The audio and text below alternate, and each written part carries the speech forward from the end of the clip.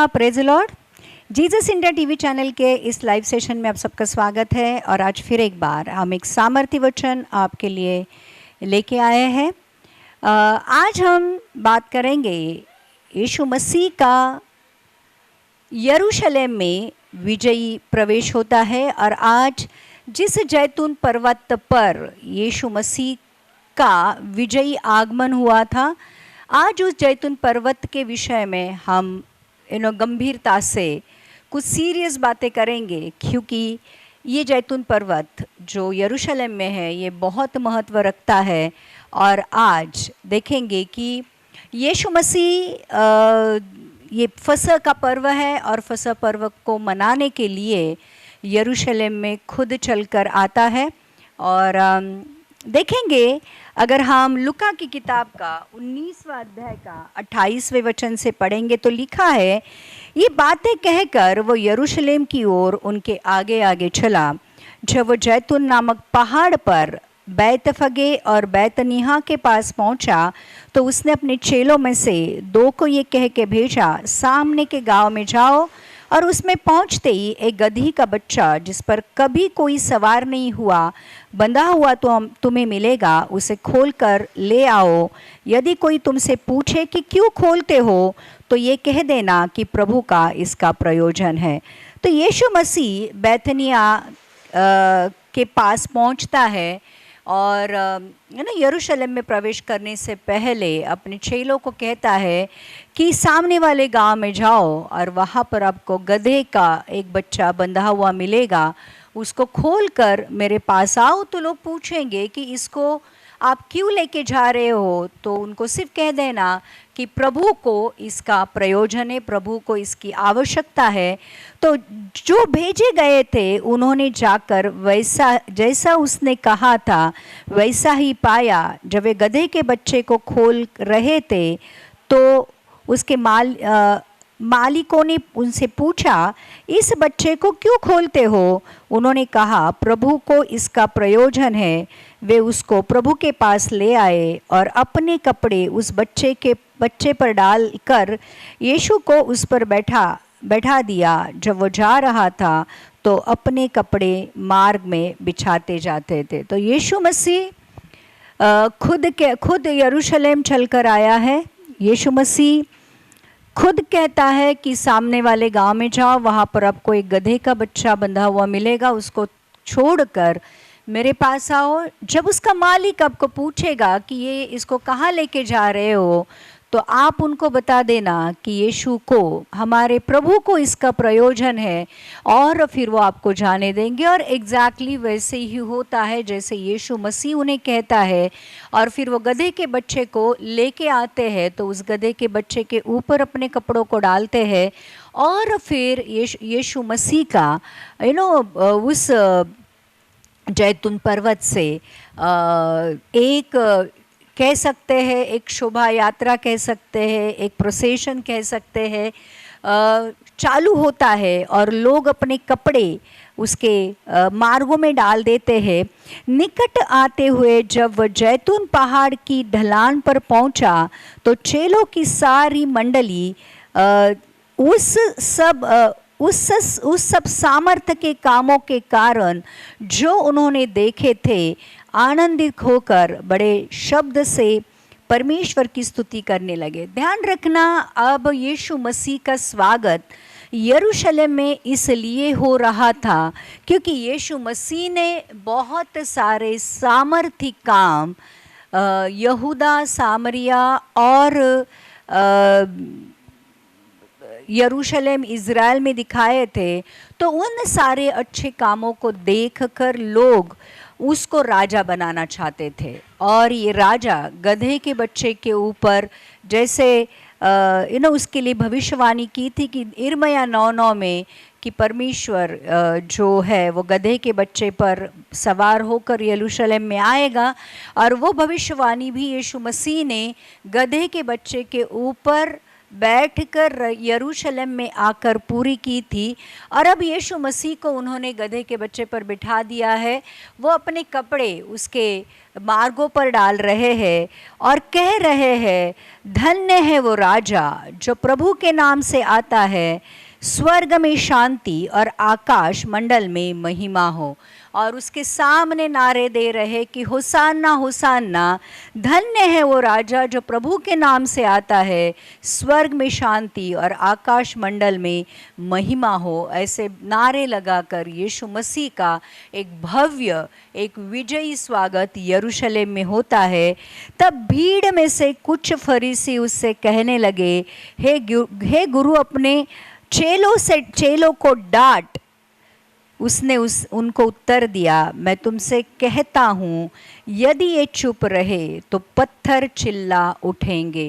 देखो, यीशु मसीह ने और एक भविष्यवाणी अपने जीवन के द्वारा इस तरह से पूरी की थी।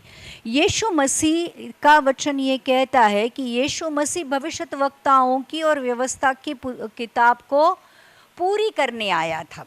ध्यान रखना, उनको नष्ट करने नहीं परंतु पूरी करने आया था। और यीशु मसीह के बारे में एक भविष्यवाणी जकरिया की किताब का 9वां अध्याय का 9वें वचन में जो की गई थी, यीशु मसीह ने उसको भी पूरा किया। अब हम देखेंगे कि इस जो जैतून का जो पहाड़ है, वहाँ पर यीशु मसीह का सफ़र शुरू हो रहा था, जिसके लिए यीशु मसीह इस दुनिया में आया था। ध्यान रखना, अब ये लोग उसको गधे के बच्चे के ऊपर बिठाकर राजा बना रहे थे। उसके सामने अपने कपड़ों को डाल रहे थे, उसके सामने पत्तों को डाल रहे थे और एक जय जयकार के साथ उसका यरूशलेम में स्वागत किया गया था। लेकिन आज हम देखेंगे कि ये जो जैतून पर्वत है, आज मुझे थोड़ा सा यीशु मसीह के उस गधे के बारे में नहीं बात करनी है। यीशु मसीह के विजयी जो प्रवेश हुआ है उसके बारे में नहीं बात करनी, वो तो हम आगे जाकर देखेंगे। लेकिन आज मुझे स्पेशली बात करनी है उस जैतून पर्वत पर, जहाँ का एक बहुत बड़ा इम्पोर्टेंट और एक बहुत बड़ा यीशु मसीह का ये जो विजयी आगमन है, और वहीं पे यीशु मसीह बार बार कैसे आएगा, और फिर आज हमारे जीवन के लिए आज जो कुछ भी दुनिया में हो रहा है उसके साथ उसका क्या संबंध है। प्रियो, आज जब हम दुनिया की ओर देखते हैं, हम बहुत दुखी हो रहे हैं। जो कुछ भी भूकंप हो रहे हैं, सुनामी आ रही है, जो युद्ध बढ़ रहे हैं, एडिक्शन बढ़ रहा है, पाप बढ़ रहा है, झूठे भविष्यद्वक्ता खड़े हो रहे हैं, और हम देख रहे हैं कि हर दिन कहीं ना कहीं परमेश्वर के आने की एक एक भविष्यवाणी पूरी हो गई है और हो रही है। और आने वाले दिनों में आज हम एक बहुत बड़ा क्वेश्चन मार्क है कि आगे और क्या दिन देखने पड़ेंगे। तो ये सारी बातें जो यीशु मसीह ने अपने इस बाइबल में लिखी हुई है, आज हमें थोड़ा सा उसके ऊपर ध्यान देने की ज़रूरत है, उसको समझने की ज़रूरत है। और मुझे ऐसे लगता है कि इन आखिरी दिनों में परमेश्वर की योजना मानव जाति के लिए क्या है और वो पूरी कैसे करनी है, और यीशु मसीह का आने का समय अब करीब आ रहा है। तो परमेश्वर की इच्छाओं पर, परमेश्वर के वचनों के ऊपर और परमेश्वर की आत्मा से चलना कितना ज़रूरी है, इसके ऊपर हमारा फोकस होना चाहिए। तो आज हम इस जैतून पहाड़ के बारे में बात करेंगे। सारे यरूशलेम वासियों को, इज़राइली यहूदियों को ये लगा कि हम यीशु मसीह को राजा बनाएंगे, क्योंकि यीशु मसीह जिस चिन्ह चमत्कारों को कर रहा है, उस चिन्ह चमत्कारों को देखकर उनको ऐसे लगा कि ये हमारा राजा बनने के योग्य है। क्योंकि यरूशलेम वासी, या कह सकते इज़राइली लोग, रोमी जो साम्राज्य था उससे परेशान थे। रोमी साम्राज्य ने जो उनके ऊपर बहुत सारे कर जो लादे हुए थे, उससे वो परेशान थे। रोमी सैनिक जिस तरीके से इज़राइली लोगों को उनके साथ बर्ताव कर रहे थे, व्यवहार कर रहे थे, उससे इजरायली लोग बहुत ज़्यादा दुखी थे और उनको ऐसे लग रहा था कि ये जो मसीहा है ये हमें छुड़ाने आएगा।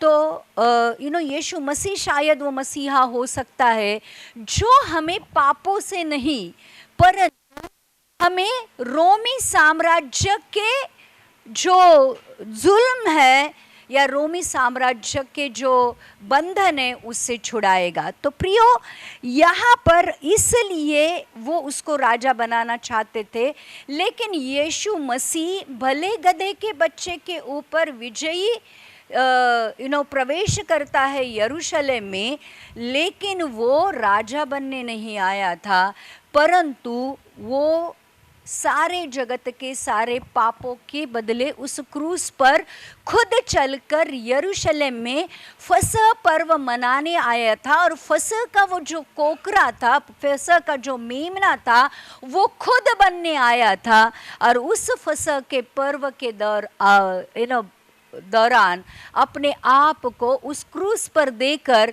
सारे मानव जाति के सारे पापों के लिए एक आखिरी बलिदान चढ़ाने आया था। उसके लहू के द्वारा सारे मानव जाति के पापों की क्षमा करने आया था। तो प्रियो, ये पहली बार जब यीशु मसीह उस जैतून पर्वत पर मतलब अब जो आया है उसका विजयी स्वागत हुआ है, और अब दूसरी बार जब वो आएगा, ध्यान रखना, पहली बार आया था विजयी प्रवेश के साथ, दूसरी बार जब आएगा तो ध्यान रखना शैतान को नहीं परंतु जो झूठे भविष्यद्वक्ता है और जो पशु है उनको शिक्षा करने आएगा। अगर हम प्रकाशित वाक्य 19वां अध्याय का 15वां वचन पढ़ेंगे तो लिखा है, जाति जाति को मारने के लिए उसके मुंह से एक चोखी तलवार निकलती है, वो लोहे का राजदंड लिए हुए उन पर राज्य करेगा और सर्वशक्तिमान परमेश्वर के भयानक प्रकोप की जलजलाहट की मदिरा के कुंड में दाख रौंदेगा। ध्यान रखना, अब वो यरूशलेम में आया था मानव जाति के पापों को माफ करने के लिए, मसीहा बनकर आया था। अब उसी जैतून के पर्वत पर वापस जब यीशु मसीह आएगा तो अपनी जुबा की जो तलवार है, ये तलवार से जो लोग पश्चाताप नहीं करेंगे, जो लोग यीशु मसीह को प्रभु जानकर स्वीकार नहीं करेंगे, उनको मारने के लिए आएगा। अब बचाने के लिए आया था, अब जब वापस आएगा दूसरे आगमन में तो प्रियो वही मानव जाति को वो मारने आएगा। ये ध्यान रखना। मत्ती की किताब का 21वां अध्याय का 9वां वचन ये कहता है, मैं आज ये कंपैरिजन आपको इसलिए बता रही हूँ कि ध्यान रखना परमेश्वर का न्याय और परमेश्वर की योजना कैसी है।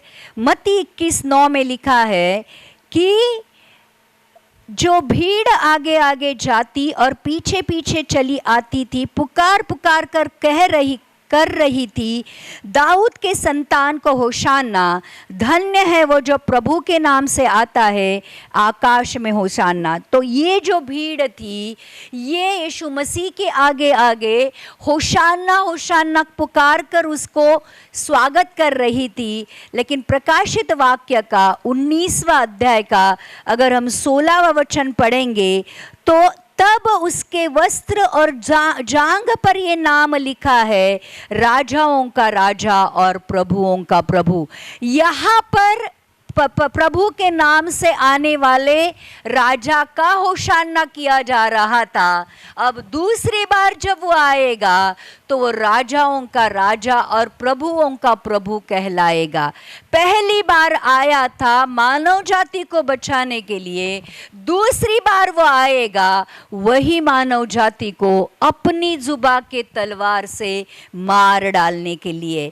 इसी जैतून पहाड़ से यीशु स्वर्ग उठाया पकड़वाया गया था और इसी जैतून पहाड़ पर उसका दूसरा आगमन होने वाला है।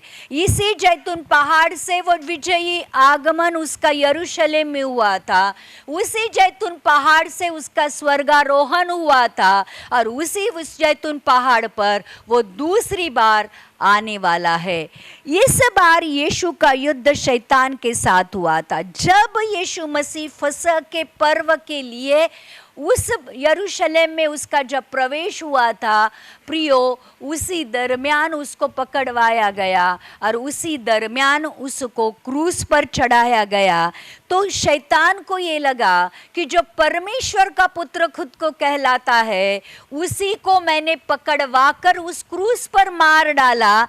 तो यीशु को क्रूस पर चढ़ाकर शैतान को लगा कि मैंने परमेश्वर के पुत्र को खत्म कर दिया, उसके राज्य को खत्म कर दिया। जो मुझे मारने मुझे खत्म करने आया था, मैंने उसके ऊपर विजय पाई। लेकिन तीसरे दिन यीशु मसीह ने जी उठकर यीशु ने उस मृत्यु को जीत कर शैतान के ऊपर खुल्लम खुल्ला विजय हासिल की। और इसलिए कुलुसी की किताब का अगर हम दूसरा अध्याय का 15वां वचन पढ़ेंगे, जिस शैतान को ये लगा था कि यीशु मसीह को क्रूस पर चढ़ाकर मैंने यीशु के ऊपर विजय हासिल की है, लेकिन प्रियो, क्रूस पर जाकर उसको नहीं पता था कि जो पाप शैतान ने मानव जाति में डाला है,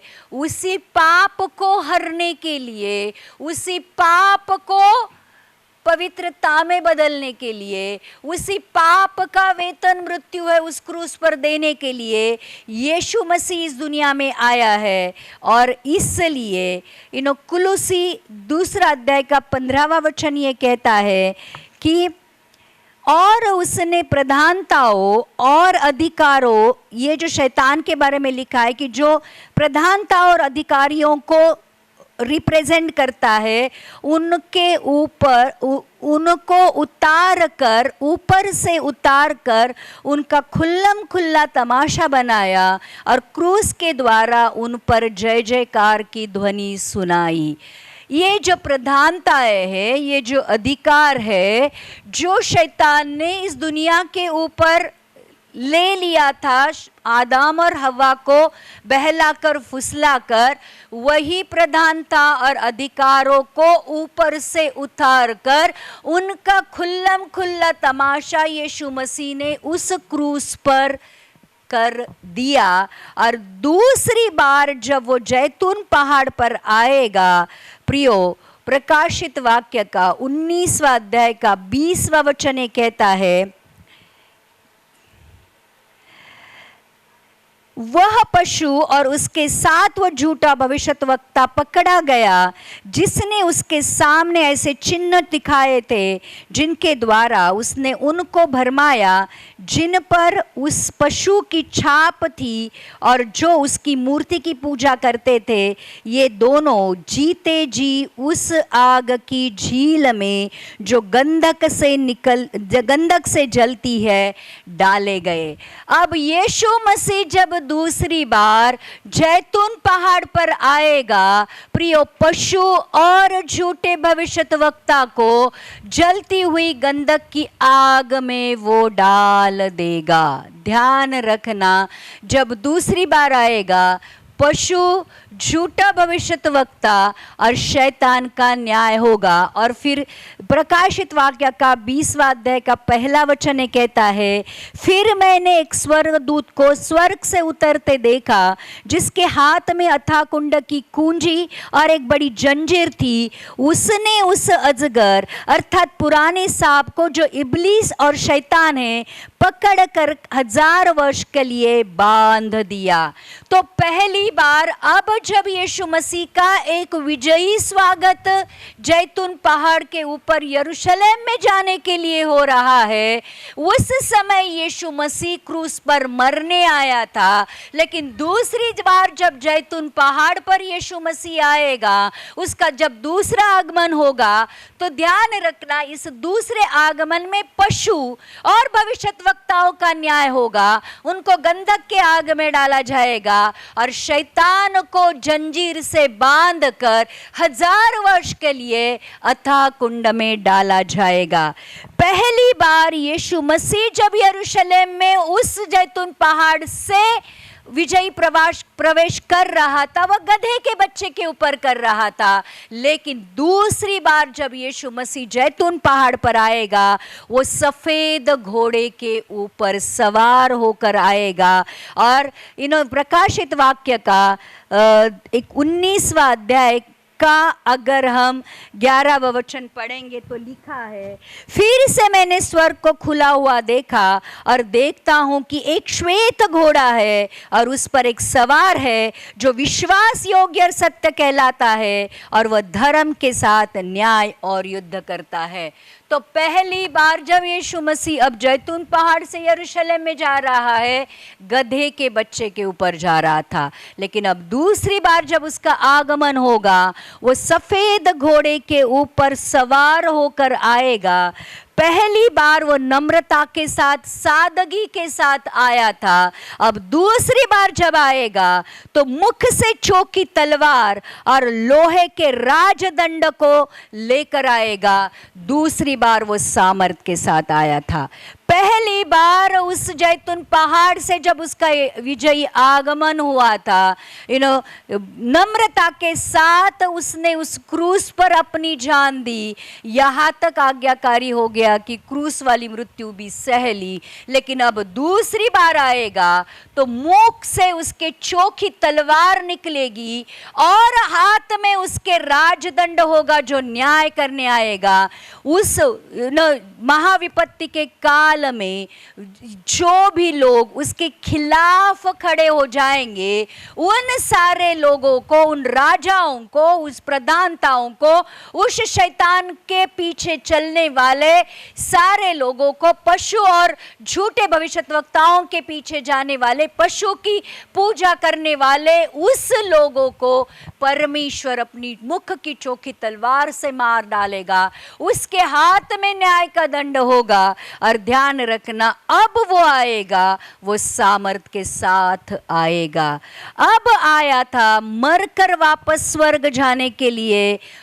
और ध्यान रखना, यीशु मसीह इस दुनिया में आया, 33.5 साल जिया, मरा, तीसरे दिन जी उठा और स्वर्ग चला गया। अब जो आएगा दूसरी बार सामर्थ के साथ, सफेद घोड़े पर सवार होकर, अब वो 1000 साल तक इस पृथ्वी के ऊपर राज करने आएगा। और वो भी उन लोगों के साथ जो लोग उसके गुप्त आगमन में यीशु मसीह के साथ उठाए गए हैं। तो हम अगर आखिर तक विश्वास में बने रहेंगे तो प्रियो, जब दूसरा आगमन होगा यीशु मसीह का उसी जैतून पर्वत पर सफेद घोड़े पर बैठकर हम भी यीशु मसीह के साथ आएंगे। हम भी उस पशु और झूठे भविष्यद्वक्ता को गंधक की उस आग में जलते हुए, डालते हुए देखेंगे और शैतान को जंजीरों से बांधता हुआ स्वर्गदूतों को देखेंगे। और प्रियो, और यीशु मसीह के साथ हम 1000 साल तक पृथ्वी के ऊपर राज करेंगे। अब आया था परमेश्वर पिता का प्रेम दिखाने। ध्यान रखना, जब अब ये जो विजयी आगमन हुआ था यरूशलेम में गधे के बच्चे के ऊपर बैठकर, तब वो आया था परमेश्वर पिता के प्रेम को दिखाने कि प्रेम कितना अगापे होता है, प्रेम की सीमा क्या है उस क्रूस पर जाकर दिखाने आया था। लेकिन अब जब दूसरी बार उसका आगमन वही जैतून पहाड़ के ऊपर होगा, शैतान और पशु और झूठे भविष्यद्वक्ताओं का, और जो उनके पीछे जा रहे हैं उनका न्याय चुकाने आएगा। पहली बार प्रेम दिखाने आया था, अब दूसरी बार जब आएगा तो उन सब का न्याय करने आएगा। आज गधे के बच्चे के ऊपर वो सवार होकर यरूशलेम में प्रवेश करता है। प्रियो, आज नम्रता सिखा, नम्रता के साथ वो आया था। आज हमें भी नम्र होना सिखा रहा है। आज भी हमें वो कह रहा है कि परमेश्वर के राज्य में नम्रता के साथ प्रवेश होता है। और इसलिए प्रियो, आज अपने आप को देखो, हम दोनों के बीच में खड़े हैं। हमने यीशु मसीह को उस जैतून पहाड़ से यरूशलेम में विजयी प्रवेश करते हुए देखा नहीं, लेकिन पढ़ा है। और अब वो वापस गुप्त आगमन में आने वाला है। अब उस बीच वाले पीरियड में हम अटके हुए हैं। ध्यान रखना, पहली बार आकर उसने जो कुछ भी किया वो बाइबल हमें स्पष्टता से बताती है, और हमें ये सीखने के लिए, इसके ऊपर मनन करने के लिए और उसके गुप्त आगमन के लिए तैयार होने के लिए समय भी दे रही है। आज बाइबल हमें ये बताती है कि उसका गुप्त आगमन कभी भी हो सकता है, और उस गुप्त आगमन के लिए हमें तैयार होना है। और गुप्त आगमन कभी भी हो सकता है, लेकिन होने से पहले जो साइंस एंड सिम्टम्स है, जो कुछ भी बातें होने वाली है, वो परमेश्वर यीशु मसीह ने क्रूस पर जाने से पहले ऑलरेडी बता के रखी है। और आज देखो, आज खतरा है। आज जब हम दुनिया की ओर देख रहे हैं कि अभी बताया जा रहा है कि चीन में बहुत बड़ा भूकंप होने वाला है, जो 8 से 9 रिश्टर स्केल का होने वाला है। लाखों लोग उसमें मरने वाले हैं, बहुत सारी मालमत्ता की हानि होने वाली है, बड़ी बड़ी सुनामीज आने वाली है। ऑलरेडी वन मैन जो गवर्नमेंट है उसकी तैयारी हो चुकी है। ऑलरेडी इज़राइल में जो कुछ भी हो रहा है उसका डायरेक्टली इफेक्ट सारी दुनिया के ऊपर हो रहा है। आज अमेरिका, रशिया और कह सकते हैं जो इज़राइल के आजू बाजू के जो भी देश है, वो एक बहुत इम्पोर्टेंट रोल आज प्ले कर रहे हैं इन आखिरी दिनों में, जिसकी ऑलरेडी बाइबल में लिखी हुई है। आज नेचुरल कैलेमिटीज, युद्ध, पाप का बढ़ना, अब जो एआई आया है, ये भी एक बहुत बड़ा इंपॉर्टेंट रोल इन आखिरी दिनों में प्ले करने वाला है। प्रियो, आज शैतान ने अपने लिए और एक प्रजाति बनाना शुरू किया है, जहां पर माँ की कोख के बगैर ही बच्चे लैबोरेटरी में पैदा कर रहा है। उनके अंदर आज ब्रेन ट्रांसप्लांट करने का विचार हो रहा है। आज लोगों को यंत्रों के द्वारा, कुछ मशीन के द्वारा उनको एक जगह बैठकर ऑपरेट करने का प्लान्स बन रहे हैं।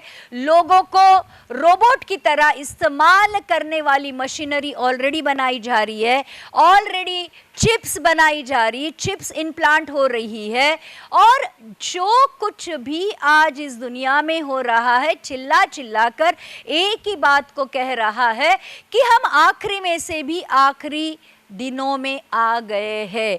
अब जो सच्चे मसीह है, अब जो परमेश्वर के पीछे चलने वाले हैं, अब जिनको यीशु मसीह के आने का इंतजार है, अब जो एक कह सकते हैं कि एक सीरियसली सारी दुनिया को इवैल्यूएट, जो कुछ भी इर्द गिर्द हो रहा है उसको स्टडी कर रहे हैं, इवैल्यूएट कर रहे हैं, उन लोगों को आज पता चल रहा है। लेकिन जो लोग अपने पाप में, अपनी दुनिया में, अपने बिजनेस में, अपनी फैमिली में, या जो कुछ भी उनकी दुनियादारी है उसमें अगर वो व्यस्त है, जिनको वहाँ से बाहर देखने के लिए समय नहीं है, वो लोग शायद इन सारी बातों को ज़्यादा इम्पोर्टेंस नहीं देंगे।